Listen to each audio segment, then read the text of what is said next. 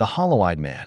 When Sophia moved into the crumbling Victorian house on the edge of the Ashridge Forest, she thought she was escaping the chaos of her city life. The house had been empty for nearly 50 years, and the locals in town avoided talking about it. Just old superstition, she told herself. But her first night was anything but peaceful. At 1:13 a.m., the old grandfather clock in the hallway struck once, just once, though it hadn't been wound in decades.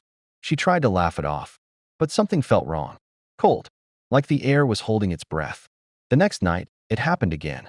One chime, 1:13, and this time she saw him, standing at the edge of the woods behind her house.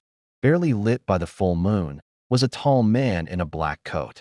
His face, what little she could see, was pale and stretched too tight across his bones, and his eyes hollow, not empty, hollow, like someone had scooped them out. When she blinked, he was gone. She asked the librarian in town about the house. The woman grew pale and told her to leave.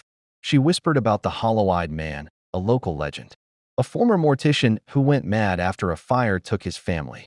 They found him wandering the woods, gouging out the eyes of animals, and later, people.